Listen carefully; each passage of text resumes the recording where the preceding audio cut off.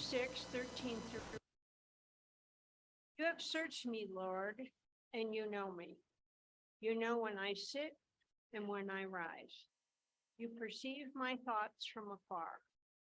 You discern my going out and my lying down. You are familiar with all my ways. Before a word is on my tongue, you, Lord, know it completely. You hem me in behind and before, and you lay your hand upon me. Such knowledge is too wonderful for me, too lofty for me to attain. For you created my innermost being. You knit me together in my mother's womb. I praise you because I am fearfully and wonderfully made. Your works are wonderful. I know that full well. My frame was not hidden from you when I was made in the secret place, when I was woven together in the depths of the earth. Your eyes saw my unformed body. All the days ordained for me were written in your book before one of them came to be. How precious to me are your thoughts, God. How vast is the sum of them.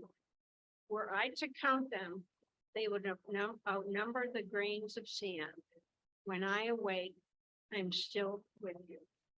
Prayer of God for the people. Praise be to God. Thank you, Michaela. Nicely done.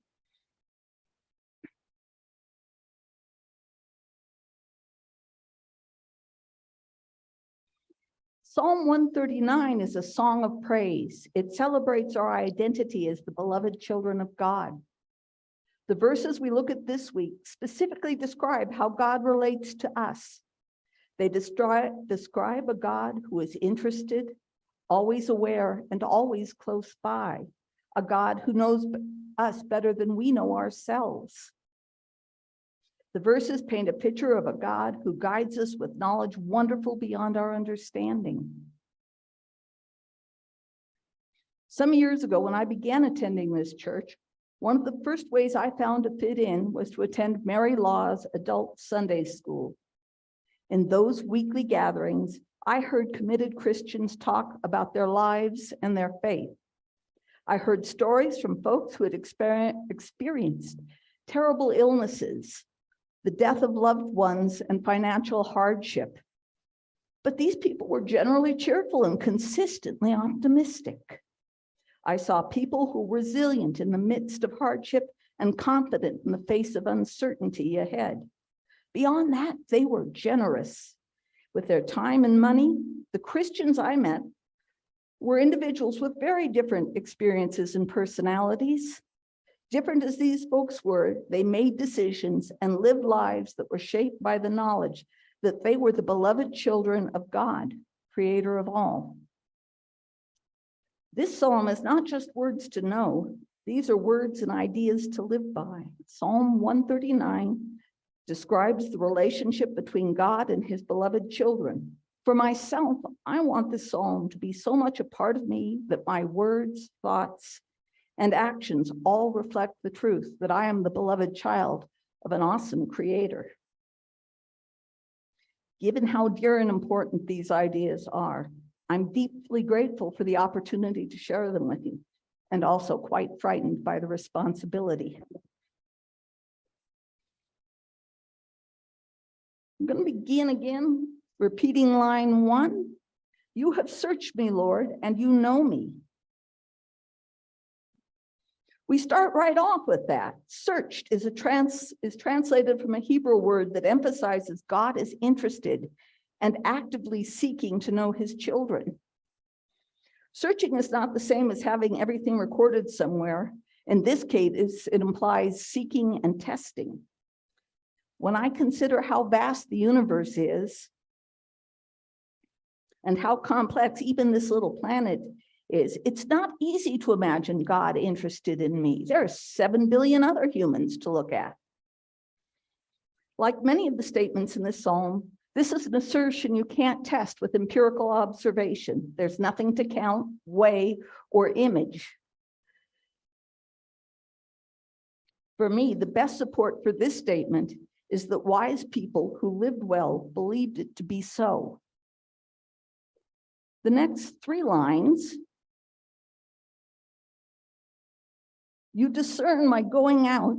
Okay, you know when I sit and when I rise. You perceive my thoughts from afar. You discern my going out and my lying down. You are familiar with all my ways. Before a word is on my tongue, you, Lord, know it completely. These lines together paint a picture of a God who is the very opposite of distant and remote. This God is very much with us. We are never alone. God knows us better than we know ourselves. This is a very firm basis for courage in the face of hardship and optimism when futures are unknowable. Line 5 tells us,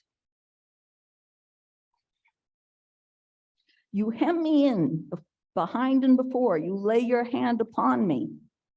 I love this line. This is an image from shepherding. Picture a shepherd and a couple dogs moving a herd of sheep down a country lane. The sheep are not marching in formation, no dress right dress. They're not keeping a cadence. They're not carefully following the shepherd's every step. The sheep have a tendency to meander forward from one bite of grass to the other. The shepherd is behind, urging them forward.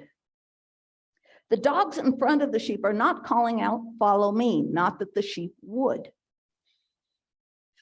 They are watching in order to keep the sheep in front, going in the same generally desired direction. The dogs bark, bare their teeth, and stare menacingly like predators only when the sheep are about to go astray, say onto a side road or into a ditch. The dogs aren't controlling every move. They are limiting choices. That is to be hemmed in before and behind. I see myself as having free will within boundaries. At its most basic, the laws of physics limit my choices. No flapping my arms and flying, no disappearing and reappearing elsewhere without crossing through the intervening space. Very disappointing. I don't feel these limitations make a cruel joke of free will, but I do understand that free will is bounded. I am hemmed in before and behind, sometimes in ways straightforward and other times subtly. Trusting that God is guiding us and that he has his hand upon us is further reason to live boldly, embracing whatever is ahead. We look at line 6. Such knowledge is too wonderful for me, too lofty for me to attain. To me, this is one of the most important lines in the psalm. It tells me that I'll not understand everything that happens. My perspective is limited. I can't see everything at once, but I believe that God is beyond any limitations. I can certainly believe that the author of this amazing creation could arrange things in ways too marvelous for me to grasp. In my life, I can pick out circumstances that seemed like disaster at first, but given time, did not turn out to be unbearably tragic. For example, I earned a PhD in agricultural and resource economics, and I plan to use it to save the planet. You're before you a failed green warrior. Right out of school, I got an assistant professorship at just the university I always dreamed of working at. I took that as a clear sign I was on the right path, bound to be the great green warrior I wanted to be. But after 4 years at my dream job, it was clear I wasn't going to keep that job. I'd always wanted it, I'd worked hard for it, and I was going to have to leave before I was fired. In the 30 years since losing my dream job, the redeeming good of this disaster has largely evaded me. It has taken me decades of practice and hard experience to recognize that simply being denied what I wanted did not prove that God was unloving or unconcerned. For me, parenting was the best teacher. Living with small children teaches that indulging a toddler's every whim doesn't result in a happy toddler. Anyone surprised? For example, your 3-year-old darling wants to go to the beach, but doesn't want to sit in the car seat. The trip to the beach isn't happening unless the parent insists on cooperation. As parents, we want happy kids. So we make the decisions and we accept that our offspring aren't going to be immediately pleased. So it is between God and me. The gap between what a toddler knows and what a parent knows is certainly large enough to understand. How much greater is the gap between what I know and what the creator of all things knows? This brings us to lines 13 through 15. For you created my inmost being. You knit me together in my mother's womb. I praise you because I am fearfully and wonderfully made. Your works are wonderful. I know that full well. My frame was not hidden from you when I was made in the secret place, when I was woven together in the depths of the earth. 13 to 15 proclaim that the God who made heaven and earth crafted us deliberately. The words translated as fearfully and wonderfully made could as well be stated awesomely and miraculously crafted. Of all the things in this psalm, this is surely the easiest to believe. Today after church, we can step outside and see a blue sky and the Sierras in the distance. And as wonder-inspiring as eyes that see color and distance are, it is even more of a marvel to me that I have a heart and a mind to take joy in the sight of skies and mountains. The last 3 lines, we're almost done, folks. Your eyes saw my unformed body. All the days ordained for me were written in your book before one of them came to be. How precious are your thoughts, God. How vast is the sum of them. Were I to count them, they would outnumber the grains of sand. And then we have a long dash and a puzzle. When I awake, I am still with you.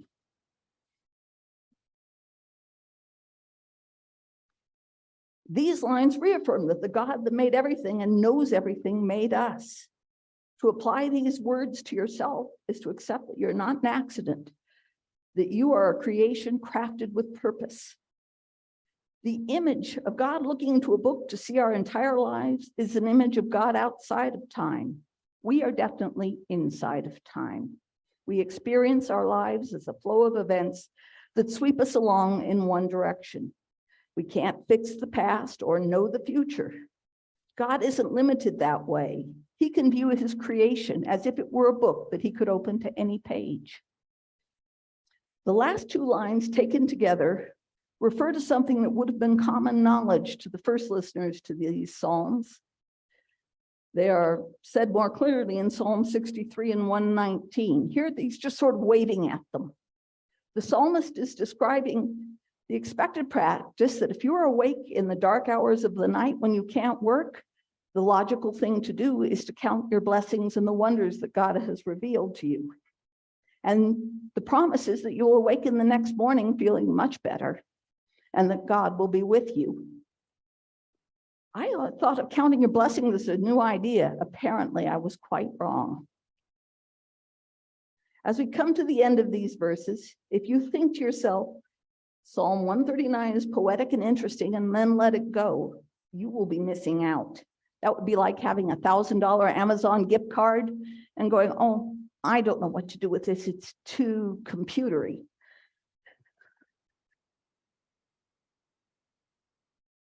To live as children of God with the gifts of resiliency, courage, and generosity, we have to do more than remember the psalm with vague fondness. We need to apply this psalm to ourselves. Applying these words to ourselves includes looking for reasons to believe that God knows us, that God is with us, and that God is guiding us according to plans far-reaching and wonderful. By continuously noticing and remembering, we can make our relationship with God part of our identity. Trust in God will come as naturally as trust in oxygen or gravity. And with that, I'm very grateful for your attention. The chance to speak today has been an awesome experience, and I thank you all for listening.